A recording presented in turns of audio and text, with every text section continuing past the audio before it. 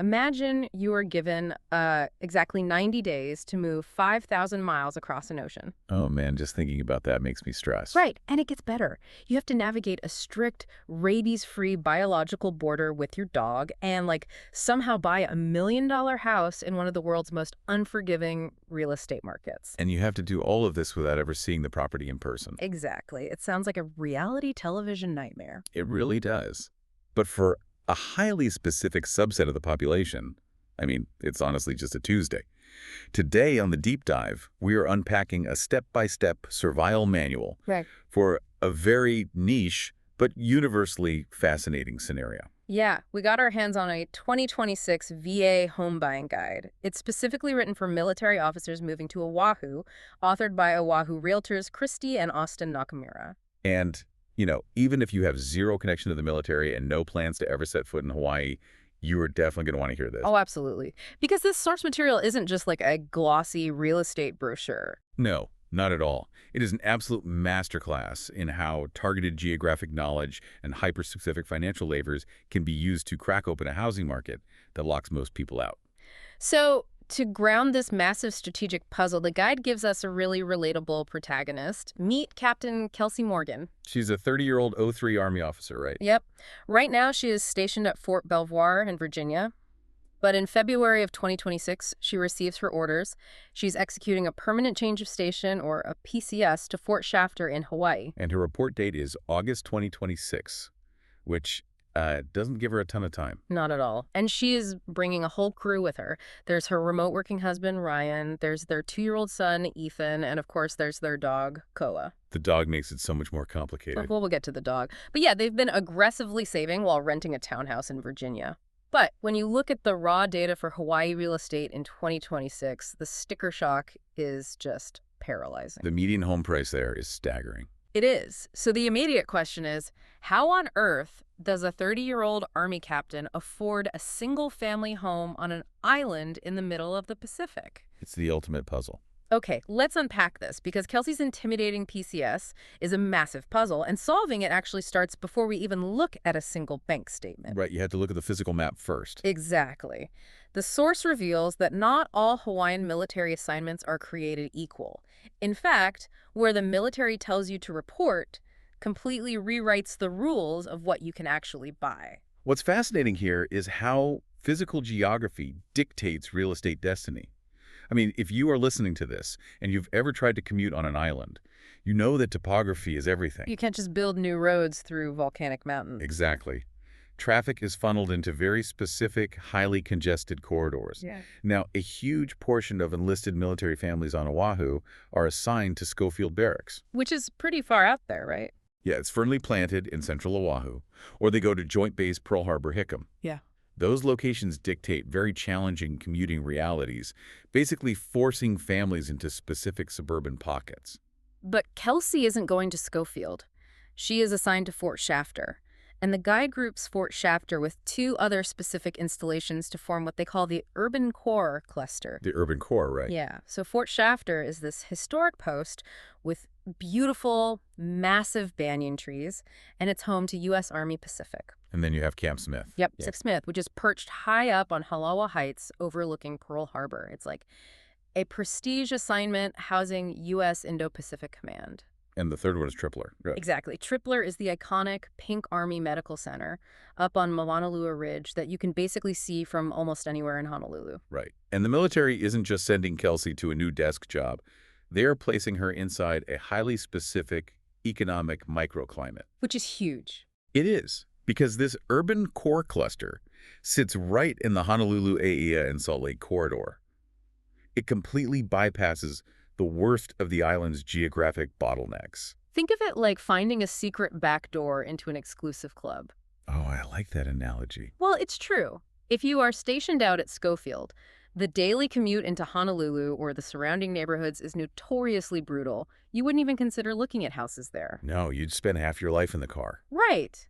But because Kelsey's job is physically located in this urban core, she instantly has access to prime real estate territory that a vast majority of military families never get the luxury to consider. It immediately opens up her Yeah. options. But, geographic access is really only half the battle. Yeah, knowing where you want to live doesn't mean anything if you don't have the capital to secure it. Exactly. So, how does an Army captain actually fund a house in this premium quarter?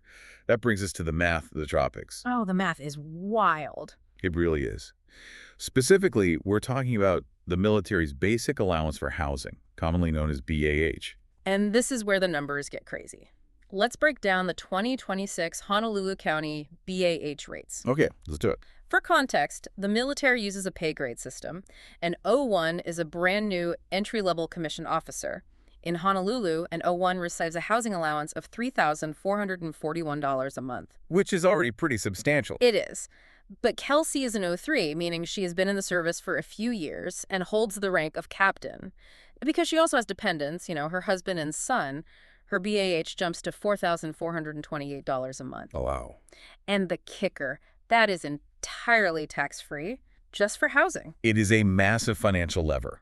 But the text also highlights a fascinating market dynamic, the dual military hack. Oh, the dual military thing is insane. Explain that one. Okay, so imagine a household where both spouses are officers. Let's say they're both O3s. They don't have to split a single allowance. Wait, really? They both get it? Yes, one spouse claims the with dependence rate and the other claims the without dependence rate. Combined, that single household pulls in $8,247 a month, completely tax-free, solely dedicated to paying a mortgage. If you are a civilian living in Honolulu, try competing with that. I mean, that kind of monthly allowance effortlessly supports a purchase well over $1 million. Exactly. When you inject that kind of localized tax-free purchasing power into a geographically constrained market with limited inventory, it completely disrupts the local civilian economy. Yeah, it has to. It creates these fierce micro-bidding wars in neighborhoods close to the bases. Now, to be fair, Kelsey and Ryan aren't dual military. But Ryan has a remote tech salary. Right, which helps a lot. So they combine that $4,428 monthly BAH with Ryan's income, and they apply it to the mechanics of a VA loan. The guide describes the VA loan almost like a financial master key. It really is. It bypasses all the traditional gatekeepers of real estate. Yeah. There's zero down payment required. Which is unheard of in civilian loans. Exactly. And there is no private mortgage insurance, or PMI. Which is huge. I mean, if you've ever bought a house without putting 20% down, PMI is an absolute killer. Oh, yeah. It's an insurance policy that you pay for every single month.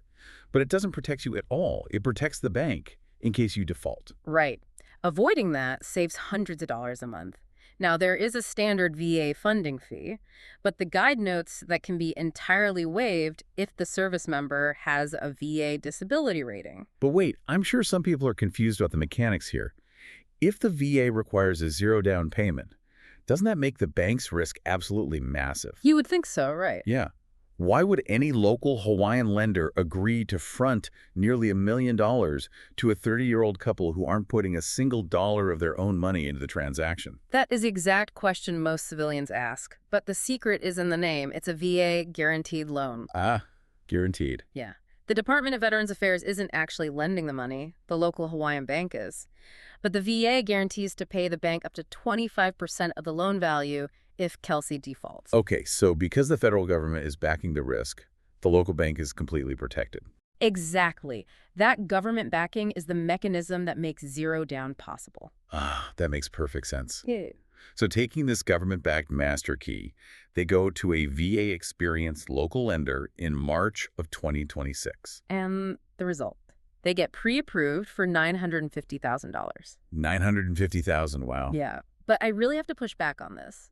A $950,000 pre-approval for a 30-year-old couple with a toddler. It sounds like a lot. Just because the bank says you can borrow nearly $1 million doesn't mean you should. That feels like a massive trap. Totally. It sounds like a fast track to becoming house poor in paradise, where all you can afford to do is sit inside your expensive house and eat ramen.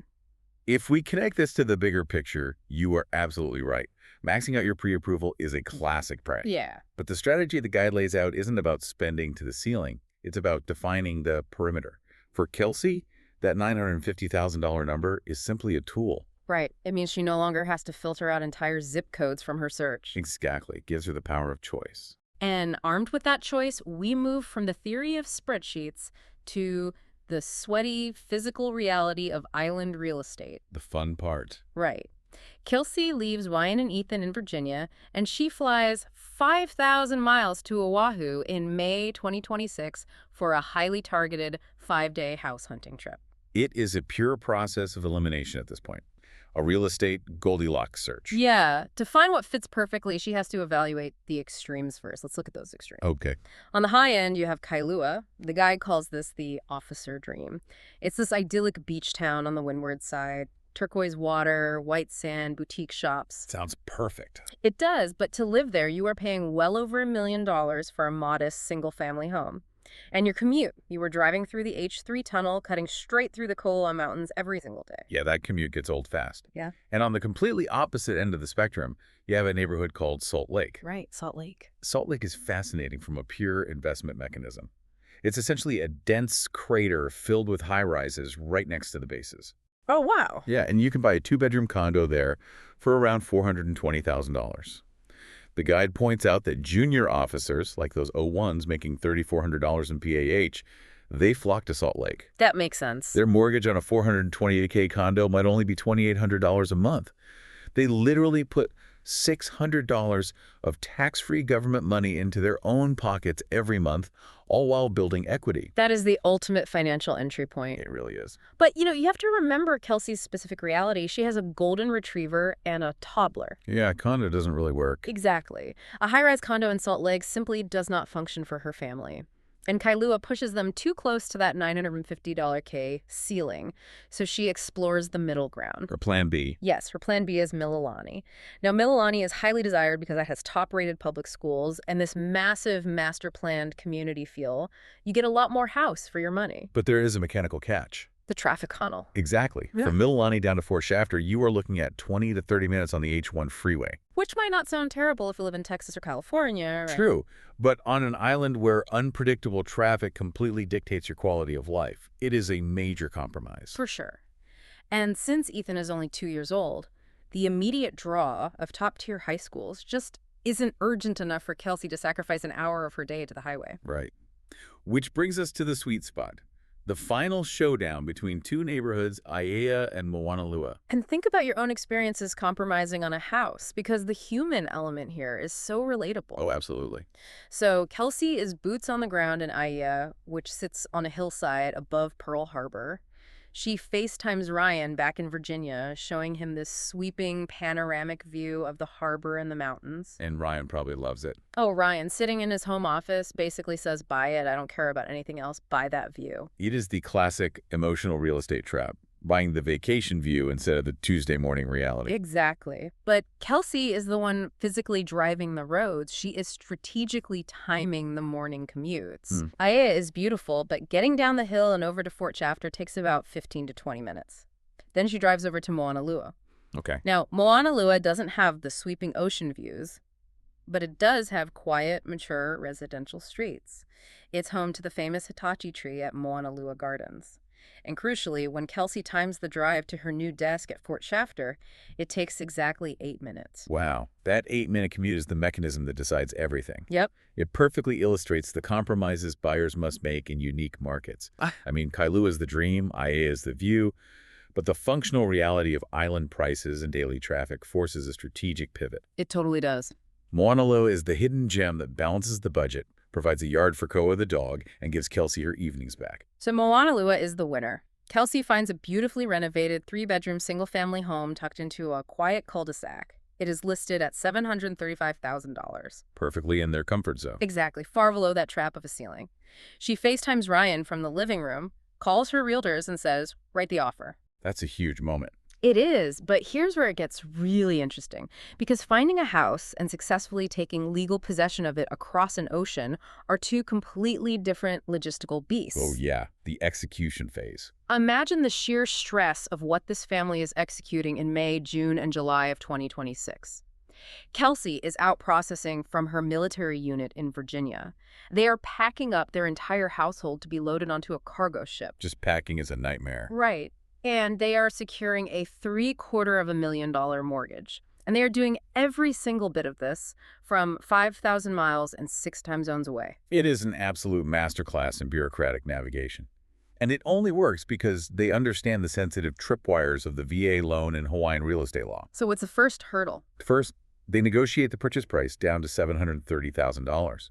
But the VA won't just take their word for it. The VA requires its own independent appraisal to ensure they aren't over-leveraging the government's guarantee. Makes sense. And the VA appraiser comes back and values the home at $740,000. Wait, really?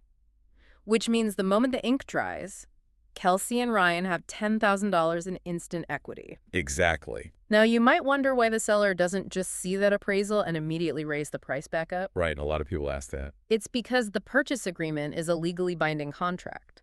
The price was locked at $730. The appraisal simply confirms the bank's safety net. But getting to that closing table involves hurdling some uniquely Hawaiian obstacles. Like the mandatory termite inspection. You simply cannot get a VA loan funded in Hawaii without a clean termite report. I had no idea about that. Oh yeah, it's a massive deal there. The local inspection uncovers some aging exterior paint and an old water heater. Oh. Because the VA has strict minimum property requirements, Kelsey's realtors use that inspection to negotiate a $3,000 repair credit from the seller to fix those issues before closing. And the physical closing itself is fascinating, too. They never fly back to Hawaii to sign papers. Not once. The guide explains that Hawaii uses escrow companies rather than closing attorneys. If you live in an attorney state, you know you often need lawyers physically in a room reviewing titles. Right. But in an escrow state like Hawaii, a neutral third-party company handles the funds and the title transfer. That mechanism is exactly why Kelsey can sit in Virginia, meet a local notary at a coffee shop outside Fort Belvoir, sign a massive stack of papers, and legally take possession of a house 5,000 miles away. It's amazing that works so smoothly. But we cannot forget about Koa the dog. Oh, the dog. Honestly, if you've ever tried to fly with a pet, you know it's stressful. Moving a dog to Hawaii is just on another level. Hawaii's completely rabies-free, and they enforce incredibly strict biological border controls to keep it that way. Because it's an isolated ecosystem, right? Exactly. You can't just step off a plane with your golden retriever. If you do, your pet will be seized and locked in a state quarantine facility for up to 4 months at your expense. And nobody wants that. No. To avoid that nightmare, the guide outlines the Direct Airport Release Process, or DR. It requires a meticulously timed 4-month countdown of veterinary preparations. 4 months. Yes. We are talking microchipping, 2 specific rabies vaccinations, a specialized blood test sent to an approved mainland lab to check antibody levels, and a mandatory 30-day waiting period before you even book the flight. It is intense. Yeah. But it emphasizes the core theme of this entire manual. The system works smoothly, but only if you respect its strict rules and timelines. Definitely. You cannot wing a Hawaiian real estate transaction, Yeah. and you certainly cannot wing a pet importation. And their preparation totally pays off. August 2026 arrives. Kelsey, Ryan, Ethan, and Koa land in Honolulu. The big day. Yes. They pick up their rental car, hop onto the H1 freeway, take the Moanalua exit, and pull into the driveway of a home they actually own. Ethan runs straight into the backyard. Koa the dog is safely out of the airport thanks to the DR process. That's such a relief. And when Kelsey wakes up for her first day of work the next week, her commute is exactly 8 minutes. It is the perfect culmination of months of intense effort. But, the true takeaway for you, the listener, goes far beyond the specifics of Hawaii or military life. Right. This is a story about the raw power of targeted knowledge. Kelsey and Ryan didn't buy a house in Honolulu because they were independently wealthy. No, they weren't. They achieved it because they intimately understood their specific leverage. The mechanics of the VA loan, the tax-free power of BAH, the geographic microclimates. And they executed a relentless plan to make what seemed impossible highly achievable. So what does this all mean? We've watched this family successfully navigate a massive transition, secure a heavily appreciating asset, and set themselves up for 3 great years on the island. By all accounts, it is a total strategic victory. It is absolutely a victory for them. But this raises an important question, especially when we look at a tiny detail hidden near the very end of the Nakamura Guide. Oh, what's that? Well, the realtors note that when you PCS out of Oahu after 2 or 3 years, the strong rental market means you can often just keep the property and rent it out to the next wave of military families. Which, on an individual level, sounds like incredibly smart financial advice for Kelsey and Ryan to build long-term wealth. For them, yes. But think about the macroeconomic ripple effect of that advice. Okay. If every wave of transient officers uses a zero-down, government-backed VA loan to buy up limited, highly desirable island real estate, and then keeps those homes as income-generating rentals when they move back to the mainland, are these incredibly powerful military benefits inadvertently creating a permanent class of absentee landlords. Wow, I didn't even think about that. Right. And if that cycle continues, what does that mean for local Hawaiian housing ecosystem over the next 2 or 3 decades? I think that is a complex economic cycle worth mulling over.